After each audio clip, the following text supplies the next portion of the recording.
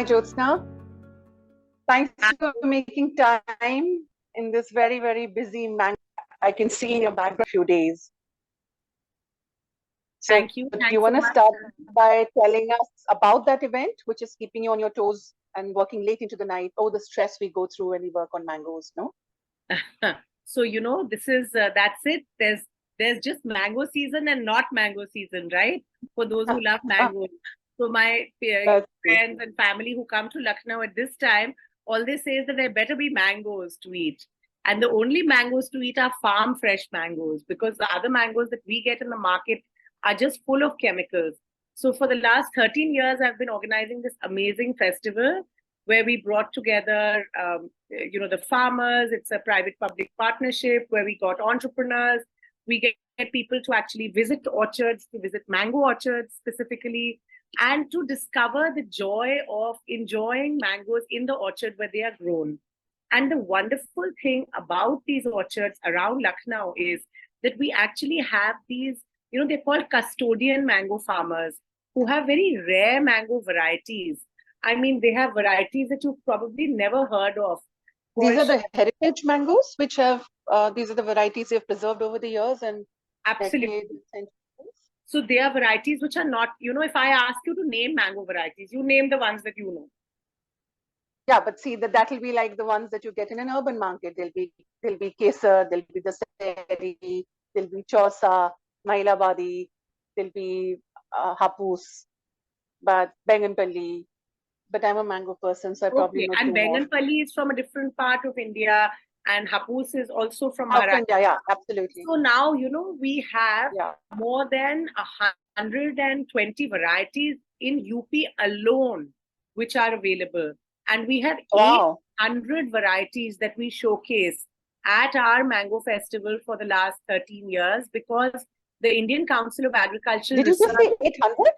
800 varieties. Oh my goodness. Oh wow. Those are the different varieties from all over India, which the Indian Council of Agricultural Research Institute, the Central Institute of Subtropical Horticulture in Malihabad, they actually have these 800 varieties, and they used to do a show. It was just for scientists. So what I did was that I brought together the institute, the horticulture department, the tourism department, entrepreneurs, farmers, and just civil society together, so that we have a mango extravaganza. It started with a one-day event. Now we have 4 or 5-day events where we have orchard visits separately, where people visit orchards.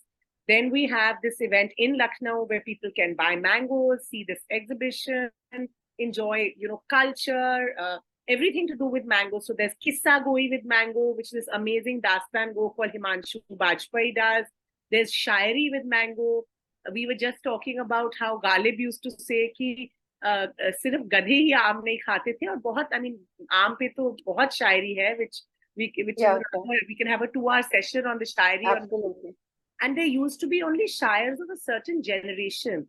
But the good thing is we've got young people involved in story writing, in storytelling, in craft. And this is a 13-year journey, you That's right. said. Because, buzzwords like organic, mango festival, orchard visits are becoming buzzwords now when we have such an active social media, etc., to promote it. But you were doing it at a time where all this was not there. So what challenges? I can't imagine the uphill task that you undertook much over a decade ago. But what's very interesting is, see, social media was already there. Technically, it's 11 years since I started the festival. 13 years ago, I started the whole process. Social media meant in the sense of the buzz that we have now. And, we see curators of these festivals. We do see orchard visits. We do see mango festivals or other food festivals as well.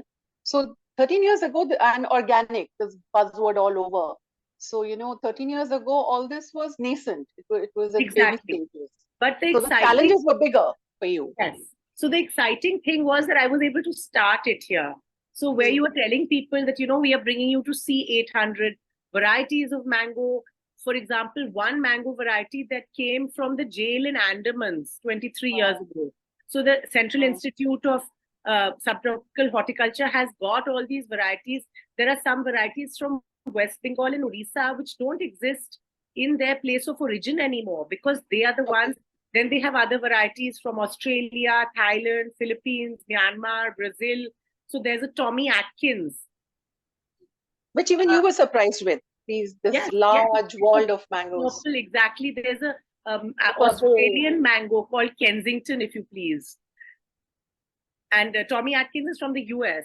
So otherwise you have mangoes called Alif Leila, Benazir, Nawab. So, you know, it's so amazing to get people just to be able to see these mango varieties, then to be able to buy the mangoes from the farmers, to eat the mangoes, then for her entrepreneurs to actually make products with the mangoes.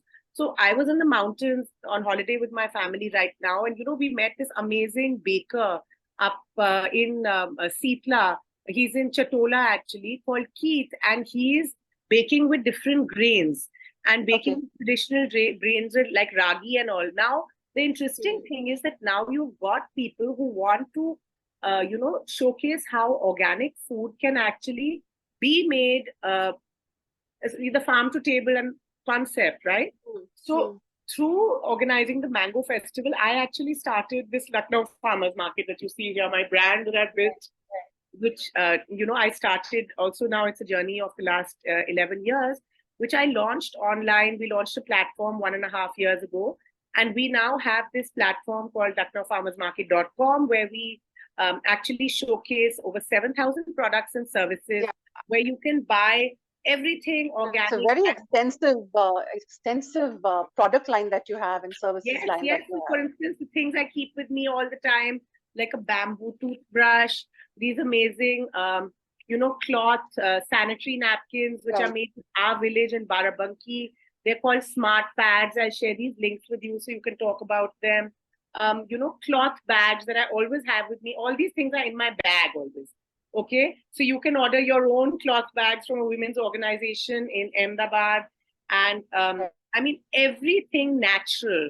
My computer bag is a jute bag. So the farmers market is not just an online shopping space. It's also when a lot of entrepreneurs come together, and a lot of you know, there's a direct entrepreneur buyer. There is no middleman to maybe even, you know, take a cut. Not at all. And we are the ones who actually, we take a 10% margin of whatever's sold on our platform, but we don't charge these 500 startups, entrepreneurs, anything for listing them on our platform.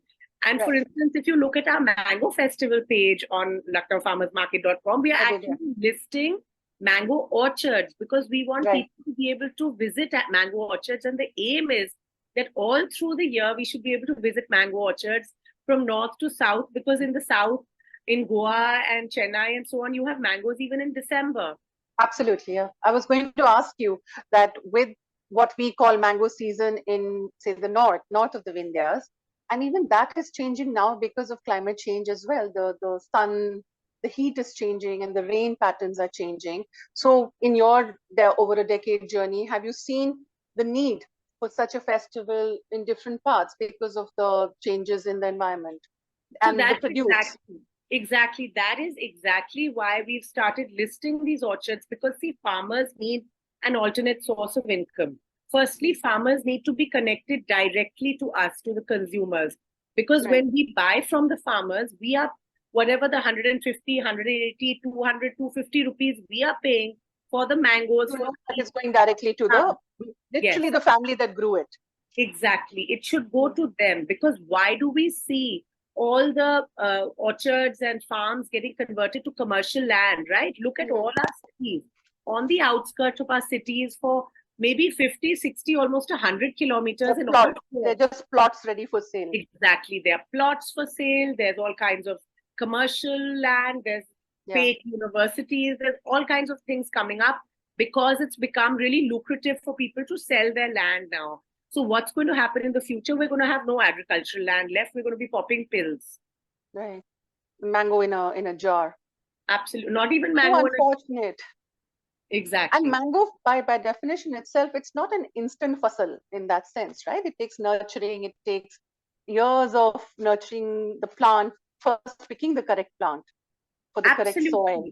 So mangoes, like peaches, plums, all the fruit trees, they take 4 or 5 years before the fruit starts producing, the tree starts producing fruit. Then all the fruit trees, just imagine the farmer, the orchard owner, they actually nurture that whole orchard. They look after a whole orchard. they prune it, they feed it all kinds of things, they look after it. And then for 1 month or 2 months in a year, they get that, amazing harvest. Now, because of climate change and global warming, last year we had 40 degrees in March, which all the mango flowers dried up and died. This year we had such a wet, and a cooler May than usual, that it wasn't hot. There was no sun, yeah. So again, it was a smaller, only some orchards had better mangoes in UP. Some Malihabad area really suffered because there's such heavy use of pesticide that even orchards that don't use pesticide, the pests have become like cockroaches. So they can never, they can't wipe them out. So there's more of, more reason that we have to actually create awareness that we need to go back to our traditional methods of agriculture. Don't go to fancy. As well. Like that's what an organic label entails, right? If you could explain that a bit, because pest control has to be done. Yeah, there is no way that they won't. Yes, that you have to only do fancy organic, like Western certified organic farming. Because we were all, India's farmers, we were always organic in our approach, because we used, the cow dung, and we used neem, we used the fertilizer that was made from compost. There were no, before the Green Revolution, there were no chemical fertilizers that were really used. Now what's happened is, with the advent of all these chemical fertilizers, the farmers use whatever's the cheapest available. All the vegetables that you eat, people love broccoli, cauliflower. These are the most sprayed: tomatoes, strawberries, grapes. So basically, most of what we eat is absolutely poisonous. And the more perfect it looks, the more altered it has become, or the more chemical-based sprayed it is. So now when people say that, we don't like bananas when they look a little black. Now you'll buy a banana which looks perfectly yellow and perfect, and it'll stay like that for a few days. And then you have to wonder why, because in nature it does not. And then suddenly it'll just rot. Right? Now, otherwise, if you buy green bananas and you just let them ripen at home and then eat them when they ripen, then, that's the natural way that you should actually buy fruit when it's a little bit. Is that a hack? Is that what they call a hack these days? Is that the way to buy fruit? Buy it a little unripe. Buy it a little kacha. Buy it a little unripe. See, the best thing to do is, everybody knows somebody who has a mango orchard somewhere. Everyone knows someone who's growing oil seeds. Get your mustard oil from somebody. If you are in a city, okay, I'm sure your driver, somebody in your office, somebody or the other has farmland somewhere. Or you can make the effort too. I mean, it's not. Of course, you can make the effort, but if you can buy from a farmer directly, now what's happening? See, now the farmer sells, there's minimum support price. We heard all about the farmers' protests and all that. There's minimum support price for wheat and rice. But where's the minimum support price for everything else? Right? So now, especially seasonal, short-lived produce, perishable produce. Less and less farmers are growing dals. Less and less farmers are growing any other crops which are not perishable. The farmers tell me that they're growing less and less perishable.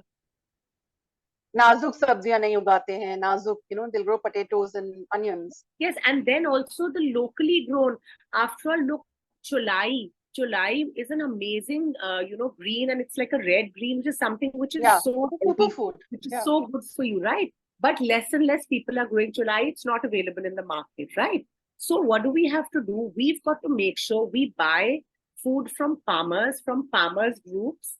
And what we've got to do is, we've got to make sure that money goes to these groups, right? We don't pay some middleman, some fancy, okay, we want to deliver salad to somebody, but they don't want salad that I'm sending them from one of my organic farmers that's going in a brown paper bag.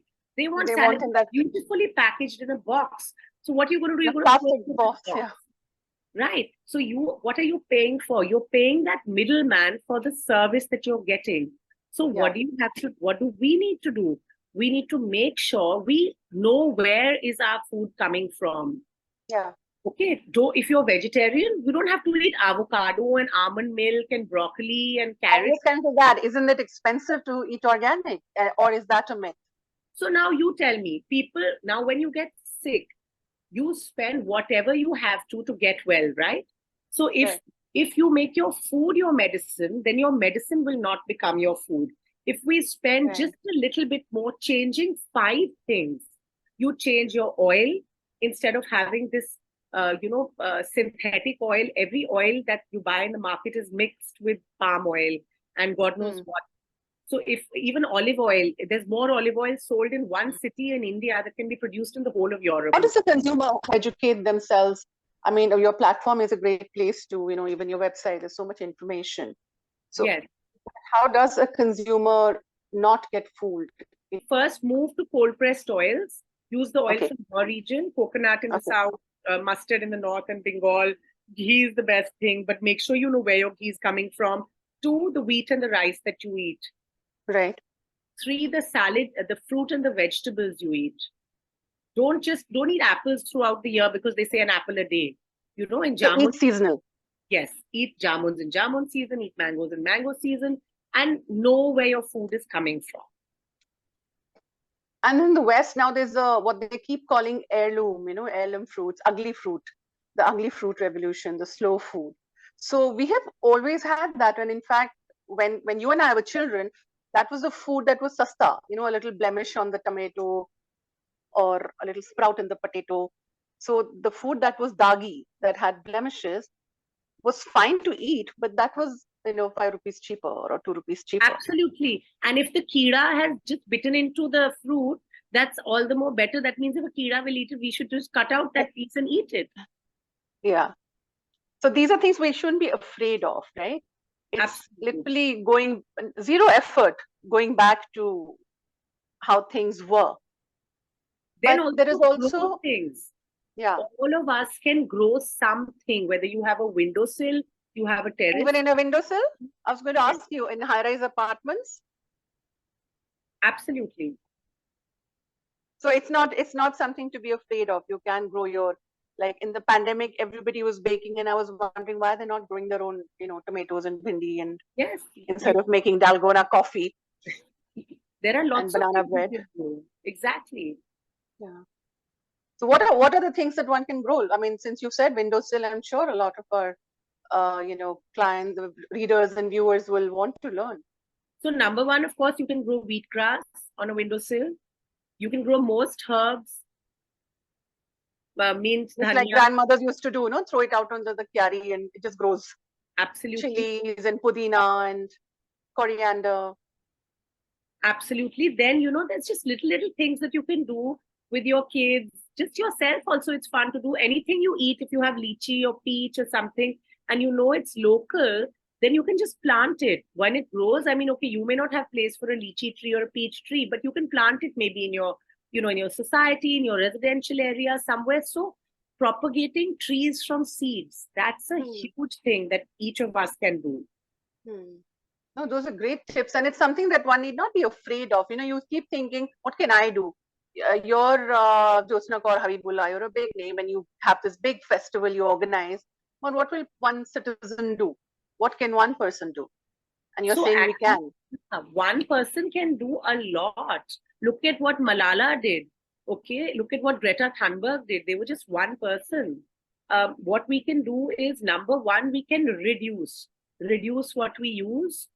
Okay, reuse everything that you can think of. In India, we were always great at reusing things. Just go back to what your grandmother and everyone used to do, and refuse.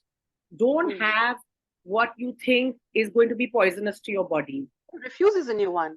Yes. Reduce, reuse, and refuse. That's a new one. And then, of course, see, I think composting. Just imagine if you can completely cut out garbage. If you compost, whether you live in a house, whether it's in your office, whether it's in a school, whether it's your society, you can compost in bins. Just think of those piles and mountains of burning garbage and landfills and garbage in space, which all big cities have as a border decoration. Yes. So see, we don't have to have those fancy recycling bins because we have a kabadi wala that comes to our doors. So our systems are already in place. Yes, all your paper, all your plastic, it just needs to be clean and dry, and they'll buy it by the kilo. So incentivize your children or your staff or your society staff, and just make sure it's kept in a place where it's clean and dried. See, if it's Tetra packs or if it's milk plastic, just wash it, dry it, and then store it. And then by the kilo, this paper and plastic is sold. Is that how your products that one buys off from your website? Is that how they're packaged as well in eco-friendly packs? So there's a lot of eco-friendly packaging. See, because I'm not producing everything, we've got lots and lots and lots and lots of small, people everywhere. I'm trying to see how many products that I can show you here. Now, of course, some I was traveling, so there are some. So because you coordinate manufacturers, do you have guidelines? Do you have a set? Yes, we do have pointers guidelines for them. Yes, where we ask people to use things like katran, cloth katran, use newspaper. For cushioning and then there's, this bamboo, like you have those plastic tetra, those things to put glass bottles in. There's a nice new paper and bamboo fiber. Yeah, which is like a lattice. Yeah. To pack, glass bottles in. So yes, of course, we are trying as much as possible to put more and more systems in place, and I'm sure that most of the suppliers who work with us are doing this. But see, remember, they're all very small producers. So they're people who are making eco-friendly cleaning solutions based in Bangalore. There's this amazing lady who makes such great sunscreens and beetroot lip balm and products. She's actually just outside Delhi. So the kind of, small manufacturers who are making such amazing products, their products are the hero. Now, what made you think you need to put them on a platform together? Because there were so many platforms already, but what made you go through this whole rigor of setting up an online marketplace? It's a lot of work to design, to manage, to keep it running. What made you venture into that part of entrepreneurship? I mean, as an environment enthusiast, you were already doing ABC things with the Mango Festival as well. Yes, the thing is that I started the farmers market from the Mango Festival. Because when we did the Mango Festival once a year and the honey farmers and everyone came, I realized that we need to do a farmers market. Apart from that, anyway, I was looking, we had moved from Bombay to Lucknow. I couldn't find even basic organic produce for my own family. So that farmers market where I would cherry pick a few people, bring them, we have a heritage retail space in Hazratganj, which we restored our 250-year-old family house. It was a great place to have a market in Hazratganj. So I started just by getting a few people, and then by, for instance, getting a baker to bake with organic wheat and sugar. And when we did that, 11, 12, 13 so you thought as a consumer as well. You started with a need. Absolutely. And then we did the physical market for, 8, 9, 10 years until COVID hit. Now we did have our social media pages where a lot of our, because a lot of the small manufacturers, farmers, they don't have the marketing was my strong point because I've worked in international business and marketing.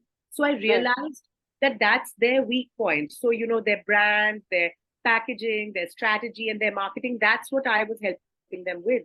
And I also started the Ficky Women's Wing. So I had a whole lot of more people helping me, connect. So I was connecting them to different mentors with Amity University and IIM. But this is your marketing brain kicking in on how you can take it forward. Absolutely. But so we were already helping them by putting them out on our social media. And social media then, was really doing well. But when COVID hit, and then we realized that both everything changed. The consumers are both suffering. The consumers also want the produce. The farmers, the supply chain totally collapsed. That's when I realized that we've got to start a platform. Right. So then, starting the platform first locally, most of my suppliers were in and around Lucknow, UP, but people used to come actually from Kashmir, from Himachal, from Delhi, from all over the place actually to our physical markets earlier. Oh, okay. So it happened very fast. Now we have 500 people from all over India. Right. So and they supply from wherever they are. So the product does come from place of origin. Yes. So if you order this bamboo toothbrush, there's somebody who makes it in Allahabad, there's somebody who's making it in Lucknow, there's one person who's making it somewhere near Mumbai. But it comes from the manufacturer directly now. It goes directly from the manufacturer to consumer. There's some things which can only be locally sold, like fresh salad and vegetables. Those are just local for the cities where they are grown. Right, which you indicate. if it's Yes. available in certain cities as well. But did you anticipate that the growth would be so massive? Because there are some older photos, I remember seeing them on your social media, which are so sweet and little, very boutique. And suddenly it's just massive. You're like the Amazon of organic. So actually, along the way, a lot of people, like they say, the caravan banta raha. They just kept coming along, and it became bigger and bigger. It was just an NGO I was running first, and then you've clearly not said no to anybody. Well, no. Now I say no to things which are not part of this business model. Right. Then, so that also happens, huh? That is also yes. Something you need to watch out for. Absolutely, because you have people try and sneak in fake organic or non-organic things. Not fake or there's organic, there's farm fresh, there's pesticide free. Because there's organic also has a lot of organic certified brands also are not organic. Correct. Because you may be running a farm where you don't put pesticide, but it's in the groundwater, it's in the air around us, and then they are very rigorous. We're working with different organizations to change this certification actually also. Right. So to adapt it a bit more to ground reality almost. And also for smaller farmers, for smaller producers. Right. Because I think if you just don't always look for an organic certification, just know who you buy it from. Yeah. Because like you said, the environment itself has residual inorganic or chemical contamination. Absolutely. Which it's not the farmer's fault, but it's the water that's coming in the pipe or in the neher. And then what happened, how it grew very fast, you were asking me. So over COVID, I work a lot with students, with interns, because I think it's their energy. It's something I love. That's how I started the Mango Festival. I was in ISEC in Delhi University, and I got ISEC, interns to come in when I came here to Lucknow. So I had a lot of students who I think they need to learn about farming. They need to learn so much, right? So it's a lot of energy, and I get them to come and intern with me for 3 months. So I had interns over a period of 1 year over COVID, and I thought I was just going to continue on with my NGO. I had gone out with corporate mode a long time ago, and I was in NGO mode now. But then I met, an amazing guy who now we both started the company together. Chirag Varti, who actually built my website, and while he was building my website, we started working together, and we're co-founders of now Lucknow Farmers Market. It's a private limited company. And then it's a new registration. It's recently registered. It's now it's in October. It's going to be 2 years from the time that we launched the online platform. Right. Okay. And then you see, because of the FICCI, we have a great network with FICCI all over the country.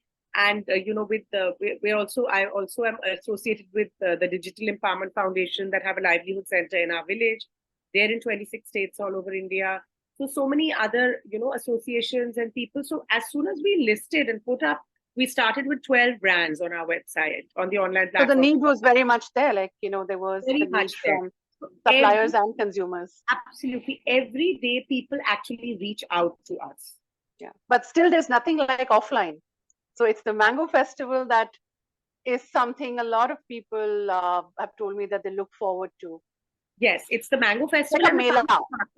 I do the farmers market, of course. Now I'm doing a month. But now it's become interchangeable. Now it's become, because of an organization that you've become. So for them, it is the farmers market. Even that one time it's a Mango Festival, but farmers market goes on, right? Is it a monthly event or monthly? Yes, the next one is on the 16th of July. Right. Your social media team is doing a good job promoting that, because you see a lot of visuals and makes you want to drive down to Lucknow. Fantastic brands. I know I'm coming to Delhi definitely next year with the market, and we hope to be. I was going to ask you that don't other cities deserve this kind of and it's also it's an initiative that brings people together. Yes. So all the differences, all the others, all the fighting that goes on your day-to-day lives, and we see on the media, in politics, and now on the streets as well, in big cities like even in Uttar Pradesh's big cities or Delhi. So this kind of spaces also generate a lot of brotherhood and camaraderie. And absolutely. No, so we have some amazing people. Like in Delhi, there's the farmers market that happens at the Bikaner House. And Sundarnagar. Yeah. And there's one that happens in Gurgaon. In Bombay, it happens in Bandra. So the idea is to, tie up with all these people and do bigger events. So that will happen also. So it's a progression. We'll get there.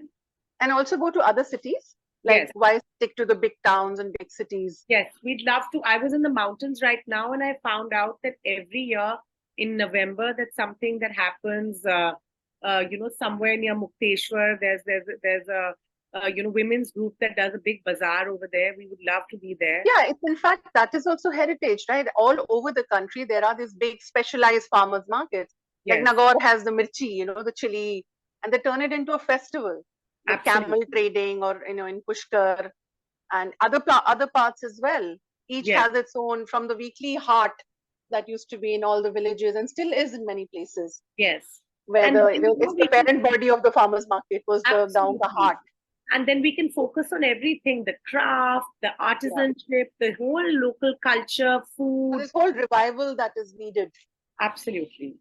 So the Absolutely. need of the hour is actually to not, regress, but to modernize your own culture, to bring it forward, right? Without interfering in it. I also want to ask you one important question which people ask. Are organic products, or say things we find in farmers markets, are they more expensive generally, or is that the true price? Is there a markup, or is that the true price? You've explained about nourishment versus medication, but otherwise, because they become fads and then they become out of reach for middle income people So who are now, your core yeah, just consumers. a small example. This is a bamboo toothbrush. It costs 80 Hmm. rupees. Your regular Hmm. plastic toothbrush costs maybe 10 or 20 rupees. Maybe a fancier one may cost 30 rupees. But this toothbrush is going to last you 6 to 8 months. Your plastic toothbrush gets chewed up in 2 to 3 months. So it's not really that different. So the thing is that, a little bit goes a long way. We don't Hmm. need to eat 30 things, right? If you just eat, say, red rice, dal, and one vegetable, and that's your lunch. You don't have to eat 5 different vegetables and 3 different salads. So, if you eat some quality, seasonal, local food that's going to actually give you the best nourishment, and you know where it's coming from. So that rajma may be coming from Kashmir, or maybe, oh, we've got some beautiful rajma that's grown in Uttarakhand right now. And that rajma may cost you, say, 120 rupees a kg. And you may be Hmm. able to buy rajma for, I don't know, 80 or 90 rupees a kg. So the Hmm. difference is, it depends, right? I like sourcing it from small farmers. You may be able to buy a larger organic brand that's a little cheaper, but I'm telling you, be a little careful of the larger brands that are certified organic, because the larger the scale is, the more unlikely it is to be. Because they work on economics of it, the Absolutely. lowest common Yes. pricing. So see, the dal prices are 60, 80 rupees anyway, right? Now, Hmm. if you're paying 115 or 150 rupees also, depending on where you're getting the dal from. But if you taste this nutty red rice that's grown, Hmm. in the south or in the mountains, Right. it's just amazing. And then even the skin products. If you're going to buy a fancy French cream and you can pay 1,500 rupees for some fancy, European Hmm. cream, and you buy a cream made by a small local brand, you may be paying 500 rupees for that cream. So it may not be as expensive, but it may be cheaper than what you get in a high street brand. So Hmm. I think you have to look So you for. have to be an informed consumer. You have to weigh your options. Absolutely. And then if you look And at cleaning solutions, you can make huh, your own cleaning solutions. yeah, Baking soda, vinegar, instead of using all these different sprays that we're using, praised. you're Yeah. causing ADHD in kids, you're causing anger issues in adults, dementia, with all these different chemicals that we are filling our homes with, Hmm. including the paints on the walls. Our homes, our offices, our spaces are toxic. Hmm. So we can make, there's a lot of ways. We actually have on our site amazing people who actually teach you to make Yeah. natural cleaning solutions. There's Yeah. an amazing Neeta Ganguly, her husband was a doctor in the army, and she's still working on showing people how you can actually make your own cleaning solutions, how you can go zero waste. There's so many people, go on Instagram, go on YouTube, you can actually find a way. with citrus and different wood and things to make your own cleaning solutions. You don't need any fancy products to buy. So just try it yourself. And like you said, change begins with yourself sometimes. Absolutely. And we need to do less, use less, and everything, even what we save online. I think that's a great mantra. It was, again, the 3 R's, according to Jyotsna Kaur Habibullah, are. So reduce, reuse, and refuse. I think the last one is something that people have not heard of very often, and it's probably the most important one. Thank So you. great luck for your festival. We look forward to meeting you in person and tasting some of your wonderful organic produce, especially the mangoes, because we have our loyalties. And thank you so much again for curating the festival, and hopefully you get enough motivation to bring it to other cities. Thank you. And it's still mango season up here in UP. So come out onto the orchards, buy mangoes from the farmers. And in India, it's mango season throughout the year. But thanks so much. That's a great tip to leave this conversation on, and all the best to you.